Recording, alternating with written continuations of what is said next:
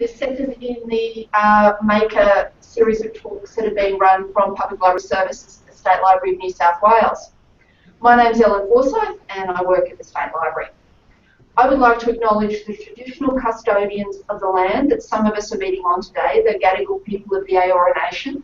I also acknowledge the traditional custodians of the land that each of the participants is from. Welcome to this hangout today, where we hear from Ange Barnett and Jess Smith from Lake Macquarie Library. This talk came about after Philip Scarf, one of my colleagues, forwarded information about a 3D printed book done by Lake Macquarie. We also heard from Ange at the Maker and Craftiver seminar that we had at the State Library, but Lake Macquarie's continued to do even more exciting things from then, so it seemed really a good idea to have this talk from them. So welcome to the libraries who are participating via Hangout today, the other library people watching online, or who are catching up with this later on. And I'd really like to thank the New South Wales Reference and Information Services Group for the use of their YouTube channel. If you're tweeting about this or posting to other social media, please use hashtag NSWPLN2016. And you can post questions via Twitter or by emailing the mailing list. And I'll just hand over to Ange and Jess. I'm really looking forward to hearing about the latest things that Lake Macquarie is doing. Thanks so much, Ange and Jess. Hi, thanks, Ellen. Hi everyone, welcome to Lake Mac Libraries. I'm Ange Barnett and I have the lovely Jess Smith with us. I'm the Shared Services Coordinator at Lake Mac Libraries and Jess is our Virtual Technology Officer. Just a little bit of history about 3D printing at Lake Mac.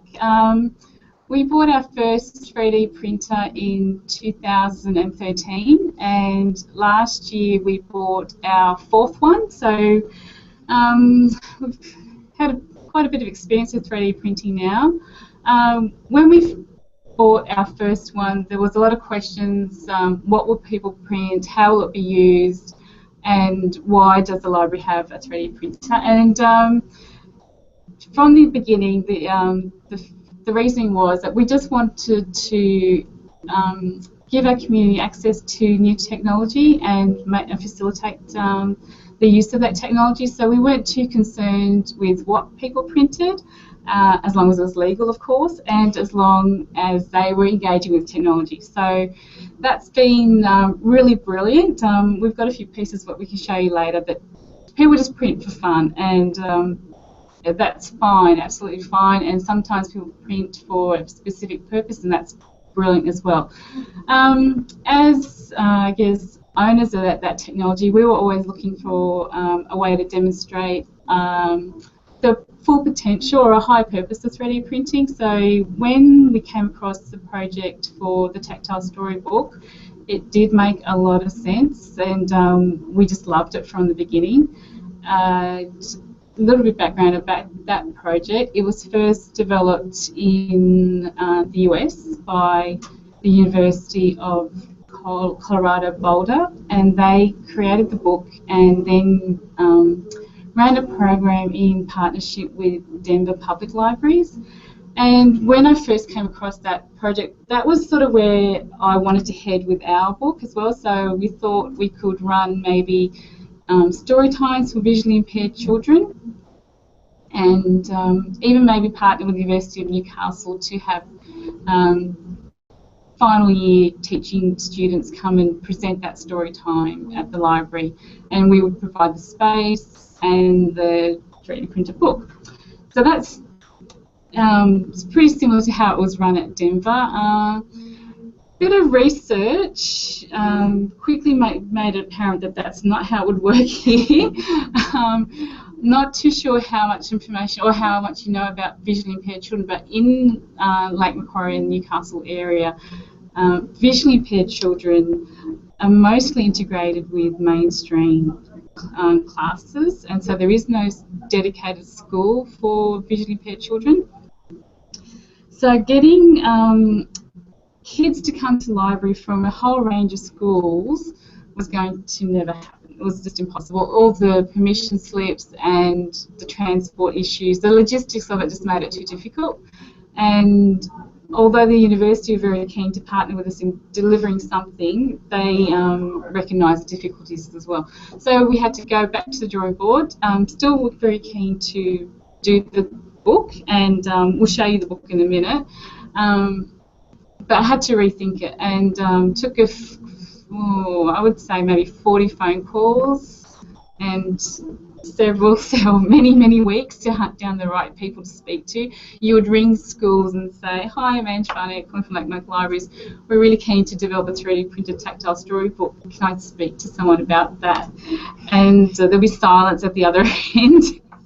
And then they think, "Oh, that's a really good project. I'll try and find someone for you to speak to." And had that conversation many times. Eventually found the right person to speak to, who was the assistant principal of the vision teaching team in Macquarie, and had a meeting with her, and she loved it, and she took it away with her to show her colleagues at a meeting, and they loved it too. And so once we knew people were actually interested in it, we went ahead and created the book. Now, the book, in its original, I guess, file that the university created is a bit different to the one we created. So when I had, definite interest in the project, I had to make sure that there was a license that I could use, and the book file was on Thingiverse, and it had a Creative Commons license that allowed us to reproduce it and use it freely. So that was making sure that we were legally entitled to use the file. And just going by that should be enough, but I did double check and did send an email to the university clearly outlining our intentions to use the file in a certain way and make it available as a teaching tool. And I didn't get a response from the university, but I figured that A, the Creative Commons license was enough, and B, I had followed due diligence, I guess, by making sure I communicated our intentions to the university. So I didn't get any response back from the University of Colorado. So I don't know if that project, has run its course and that little group has disbanded, but they did sign me up to their newsletter. So that's like some kind of approval, I guess. But I feel comfortable that with the Creative Commons license and our proactive communication, that we had eliminated any kind of risk with using the file. And so we took it from there, and in partnership with the teaching team, we did make some modifications. So I might get Jess to show you the original prototype that we did. So this here is our original prototype. It's probably a bit hard to see there in the camera. So as Ange said, originally she came to me and said, "I've got this great idea. The file's on Thingiverse. See if we can print it. See how it goes." So at that stage, I'd had a fair bit to do with printing files that I'd been given, but I hadn't really had a whole lot to do with.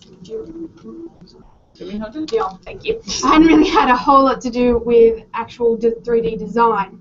So I downloaded the file and I put it into our 3D printer, and I printed off, I think, maybe 2 pages as a test. And for whatever reason, it might be different printers, might be the file, but it just wouldn't print well on our printer. And the parts that did print fine, if anybody's had any experience with 3D printed things, you'll know that they are quite sturdy. They're not very breakable, but if the design is created in a certain way, they can actually be a little bit flimsy. So parts of this book, for instance, there's a cow in it. It had little spindly legs which weren't very solid, and obviously with vision impaired children it's going to get a lot of touching, a lot of use, so they had to be a bit more secure. So that's when I decided to start having a bit of a play around. In the beginning, it started as pretty much trying to enlarge some of the items, like for instance here is, actually if you go back to that one, this one, yeah. So make the balloon bigger, it was originally a little bit smaller, things like that, and from there I started to get a bit bolder and start to actually create and design some of the images. Some of the images are, for instance, on the next page here. If anyone's familiar with the book Goodnight Moon, there is a section with 3 bears on 3 chairs. So the chairs were developed by me using Tinkercad, the free software online, and the bears were just downloaded from Thingiverse, and then I manipulated them to be reversed and to fit the chairs and things like that. So the book, I would say, is probably maybe 30 to 40% original, and then most of the pages needed at least a little manipulation, either to make the images bigger, because we had consultation with the vision staff who said, oh, if we could get the pages a bit bigger, that would be great. Another thing that the vision staff identified was that with this prototype all being one colour, some of the children can actually have limited vision. So if there was a contrast between the page and the actual object, it would be a lot easier for them to really get the most out of the book. So the final book is actually a fair bit different to this in look, in that the pages are a white and the objects are a nice dark colour, so that they can really see the contrast between the two. Yeah, that contrast makes a huge difference, and such a simple idea, which we wouldn't have had without the assistance from the teaching staff.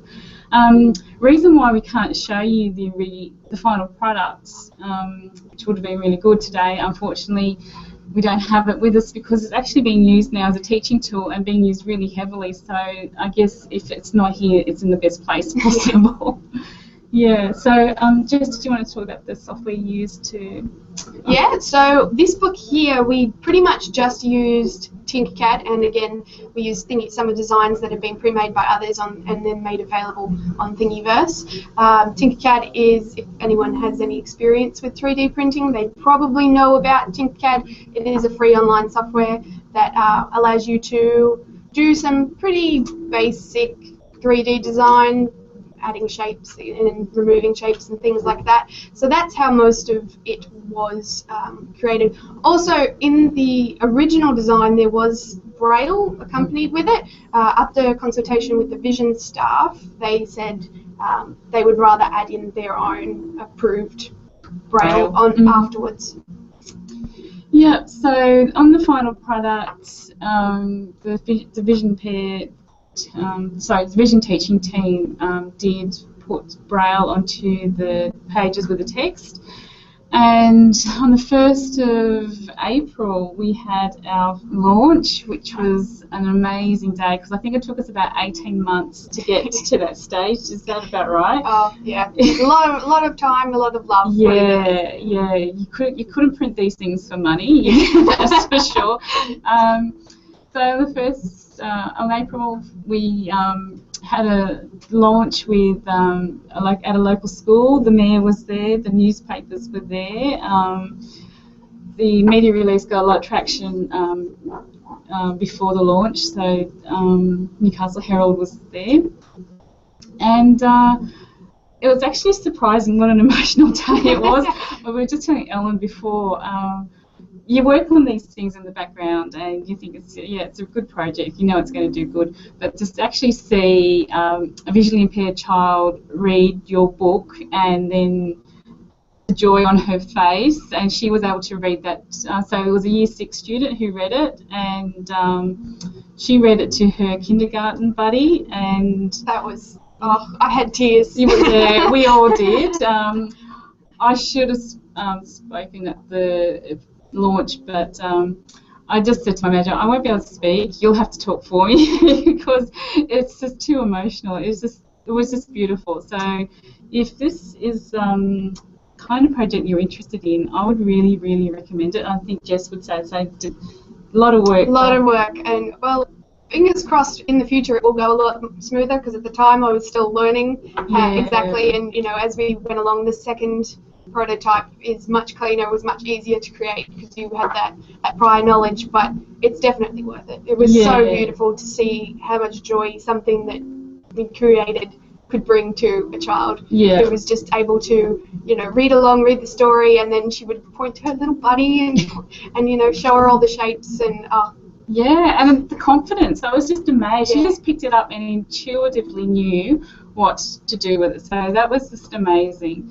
One other aspect I really love about this project is that we've been able to create a resource for a resource poor organisation, like the teaching staff at the Vision Teaching team showed us their resource cupboard, and it was quite humbling experience, and so it's nice to be able to provide them with a new resource. The way the book is used is that we create a little kit, so the 3D printed book goes into a bag with the actual printed book, paper printed book, and then that's used in the classroom. So the teacher reads the print book and the visually impaired child with their specialist teacher reads along with their tactile storybook. So it's really nice to be able to produce a resource that is inclusive, that lets that child integrate, I guess, a bit better into mainstream classrooms. A lot of their resources can be very specific to them and harder to integrate into a mainstream classroom. So that's a really nice feature of the project. When we set out to do this, we committed to do a series of 10 titles. So Goodnight Moon was our first one. Our second one we're working on now, and whereas Goodnight Moon was a file we used from thingiverse.com, we'll be developing our next one from scratch. So we're in the process now with speaking to publishers for the title we've chosen. Again, the next title that we're looking at, we selected in partnership with the Vision Teaching team. There were some issues that we wouldn't have been aware of, like it does have some animals in it. So there's for example, sorry Jess if I got this wrong, but I think there's like a goose and a chicken, or a goose and a duck. Something similar, yeah. A chicken and a duck. A chicken and a duck. And, you know, for a sighted person, that's fine, but for a visually impaired child, to render that 3D printing in a way that you can distinguish the finer differences between two animals, that's a challenge. So it is definitely a learning process, but we absolutely love it and look forward to being able to create our own file from scratch. Yeah. Yeah. When I said, we've been doing 3D printing for a little while now, I don't know if I mentioned we're actually up to our 4th printer. So 3D printing has really taken off in Macquarie. Next to me, and I'll just turn the screen around to show you, is our latest printer. All of our printers are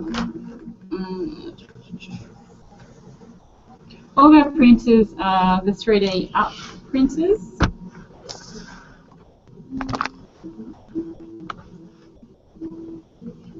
Is that good? Yep. So this is our latest printer. The reason why we have this one, this is called the 3D Up Mini, and it's printing a little elephant. I don't know if you can see that clearly, but the reason why we have this printer is so that we found with our other three, fantastic as they are a bit large, and we get so much interest in 3D printing that we wanted to have something a bit more mobile. So this is our little baby to take to festivals, community events, any kind of outreach that we have. This travels so much better than the large. So much better. Yeah. The old ones, you had to break out you pack it all the way and then put it on the trolley. And, yeah. Plus, there were some issues as well with transporting the larger ones. Just the constant moving can cause them to come out of alignment, which means you have to level them again. Whereas this one is kind of designed to just be picked up and moved around. Yeah. Yeah, and because it's all enclosed, like some of our earlier ones are very open and just like stripped down kind of machines, whereas this one's enclosed and a lot safer to take to events where people, you could, if you weren't supervising it 100% of the time, that people can't sort of get their fingers caught in it because, tactile printing, 3D printing does look very tactile and people do want to, or maybe little kids, see what's going on at a closer So it's nice that it's enclosed and just safer to take to events and festivals.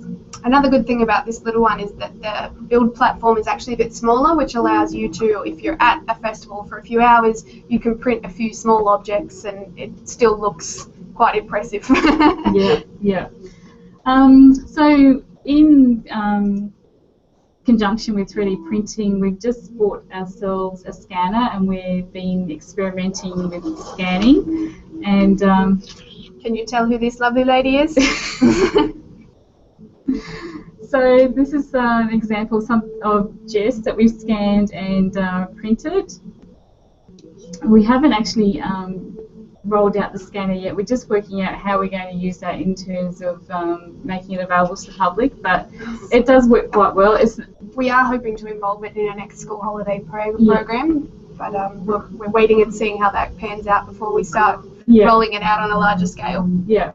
So we've also developed a Tinkercad workshop for primary school kids.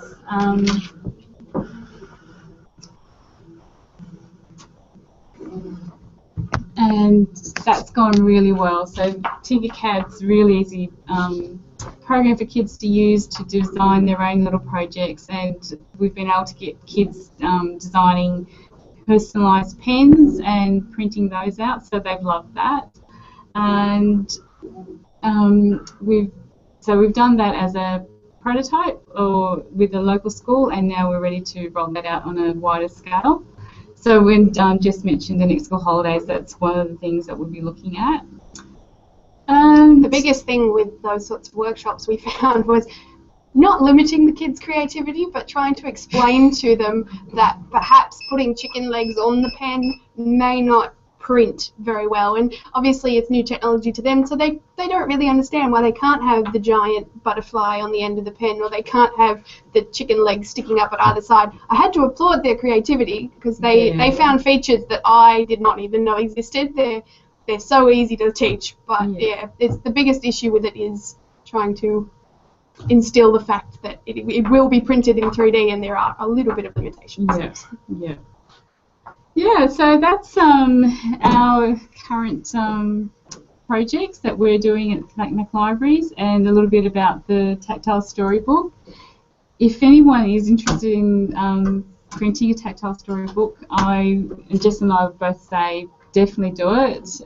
Find out who in your community can partner with you to help deliver it.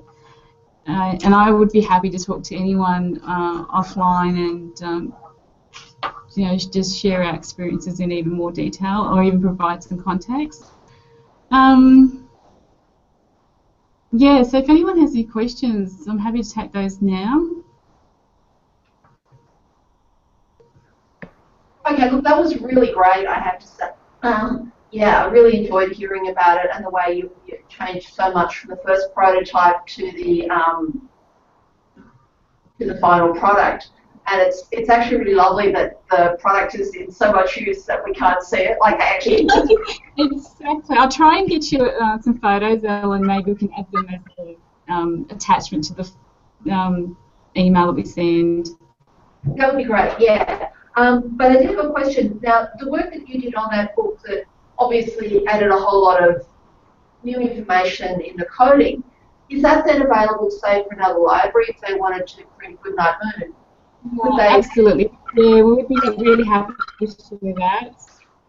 Yeah, we haven't made it available online yet. No, so it's still in our Tinkercad account, but yeah, we can make that public. Yeah, that's absolutely fine. A lot of interest in that one because, I mean, you had the realistic learning curve, but you're kind of then helping someone else build on what you've done. It would actually be really interesting to see if anyone had any features they thought could improve upon it too. Yeah, that's right. There's a vast difference between the final product we developed to the original one, and like you said, it does capture a lot of learning in there. So I think that would be really helpful. And I'm interested that, I mean, I think your 10 books is great, big commitment, but that also like along with the publisher, it's actually then saving someone else doing the work. So actually, ideally, if someone else, another library, was also working along in this, they could be getting rights commissions from other publishers so that there's a large pool of printing available. You know, you're problem solving on 10, someone else might problem solve on 5 or 2 even. So I think this would have a lot of potential for... The original account that first created Goodnight Moon, I also have a couple of other books available on Thinkicat. We tried doing Dear Zoo, I think, is another one they had, which was actually, it was a really interesting book because it was a lot more, like, it had open and shut flaps, so I think the kids loved to enjoy. But when, again, it was that problem with the printing on our printers, it must just be the different design, but it did not want to work for us. Yeah, so if other libraries are interested in partnering with us, that would be awesome because it is a lot of work and if we can share it. And I don't think that our experience with the Vision Teaching team would be unique. I think that would probably be consistent across the state. Like they would be looking for new resources for their schools. So if there are libraries out there looking to produce this, I would really encourage it. I think they would find a willing partner in their community. And also because, I don't know, each book that gets done is a whole lot of problems that opportunities that another library doesn't actually have to deal with. Absolutely. And let me tell you, there were effects. All that kind of stuff. So all the work that you've done has now made it a lot easier for the next public library that does Goodnight Moon based on your files. Yes, exactly. Like in the sharing caring thing, because a few other libraries could help with some of the problem solving locally for their material. That could be good. And some of it could even be working with local authors who are willing for their material to be available in this format as well, because while it's, it's not going to actually translate into money for authors. It's actually very interesting to go through, while we were trying to decide what book would be next, to go through some of the children's stories, and there's actually a limited amount that would translate quite well into a 3D design. Some books have beautiful illustrations, and that's really what gets the story across, not necessarily, the shapes or the actual story. So it has to be a good story that can be represented well in 3D, which is actually pretty hard to find. That's right. That's right. I'm thinking some of the Dr. Seuss might have potential even. Yeah. Some of them have got some of them have very sophisticated drawing, but also something like Spot could be. Also, another problem we have is the length of some of the children's books, because obviously they stack up quite high by the time you add in the actual objects. There can't be too many pages worth, otherwise it's too hard for the children to actually handle. So it's very tricky trying to find that sweet spot. You don't want something that's actually like a brick. Yeah, exactly. It is light, but it's cumbersome. Yeah, and the other issue we've had is with the binding. We've tried quite a few different prototypes, and we're still yet to find that perfect binding. So. Yeah, we've been lucky. One of the departments in council, the Age Services and Children's Officer, saw the launch and offered us $2,000 to put towards the project. So it's really good. So we're going to invest that in getting more plastic and investigate maybe some professional binding solutions.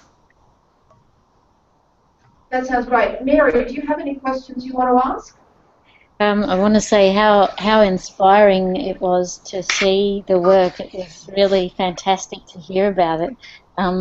I work not too far away from you folk in Lake Mac. I work at Newcastle, and I'm really interested to talk with you a bit further, perhaps offline, about how we might work together with you. But we'd be on a really huge learning curve because we don't even hold a 3D printer at this point in time. We'd be really happy to share all our knowledge. Yeah, thank you. That's really lovely. I'm really interested, perhaps, in whether you've thought about and whether it's appropriate in working with that great team that you have, the teachers who work in that area, um, whether there's a room to do something with, once you've created that 3D book, to sort of supplement it with other materials to add a tactile dimension to the book, and whether Yeah. you've sort of discounted that or...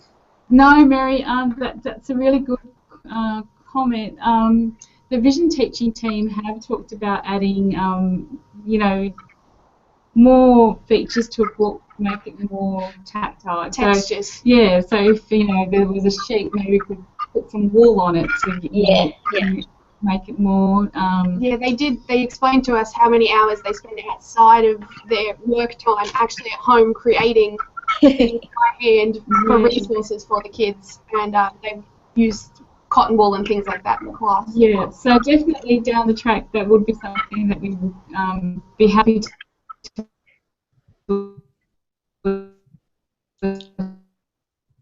Oh,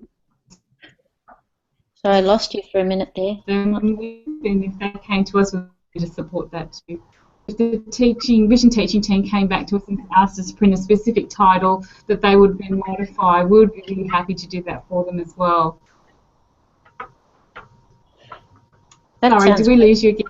Yeah, I lost you, but I think I've got the drift.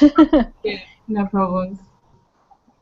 It was really good to hear about, and I'm interested to think too whether you've thought of other kinds of projects for people with living with other forms of disability, and considering how that making with 3D printers might be applied to other groups. And yeah, have you thought more about that, or? Not too broadly just yet. With this project, when I mentioned the University of Newcastle, they were also interested in using the book as a resource for autistic children, not just visually impaired children. They thought autistic children would benefit from that tactile nature of the book. Yep. So it does have a wide, if you're interested, it does have a wide application to the community. It just takes a little bit of energy in partnering with the right people. Yes. Well worth it. Yeah, most definitely. And you know, I think what you experienced in that launch of seeing children actually, you know, involve themselves, that's kind of where you go, yes, this has been so worth it. Exactly. Totally. Exactly. And you see a child pick up the book and intuitively love it and know what to do with it. It's just amazing. She spent almost, well, the main girl, the Year 6 girl, she spent almost the whole day just with it in her hands, just playing with it. Even when she was just sitting there chatting with people, she was constantly touching the images. Yeah, well, it was pretty special. Wonderful. Thanks, Mary. Thank you. I've just got a quick question around your staffing and training for this, because obviously you've got more than one person who's able to work with 3D printing. How do you train your staff? That's a really good question, Ellen. I would say this is really awesome. Can you do it? And I'm lucky to have. Not wrong. I'm lucky to have really enthusiastic team who will find a way of doing it and will just embrace the project and, you know, take it on board that, you know, this is something we want to do and we're just going to figure out how we're going to do it. So I give Jess full credit of giving us her whole energy into this project and finding ways on Tinkercad and, you know, training herself on how to do it. So we had the technology, we had the printers, of course, and access to the files. We just needed to tweak them and just found out a way to do it. So no formal training as such, but just a lot of passion. A lot of passion and a lot of Google. Yeah. So, you know, it's achievable. You just have to want to do it, I guess. That sounds great. Any more questions at this stage? Not for me. I think this was really great.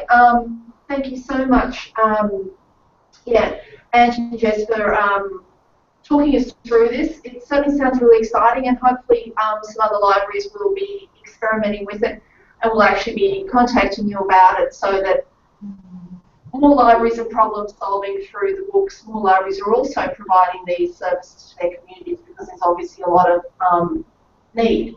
It also sounds like it's just a lot of hard work, though, finding the right people in the community to talk with, and the persistence is absolutely critical at that point. Exactly. But it also sounds like it's been phenomenally rewarding for everyone involved. So that's, it's a truly wonderful example when people are kind of going, why do you need a 3D printer? I think this is just one of many examples, and I also think it's completely valid to have a 3D printer to get primary school age children printing pens. So Absolutely.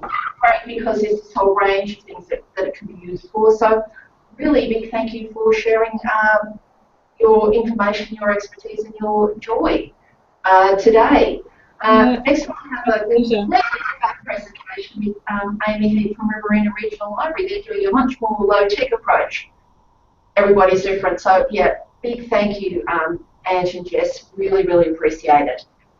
No problems. Thanks, Helen. Thanks for inviting us. Bye. Bye all.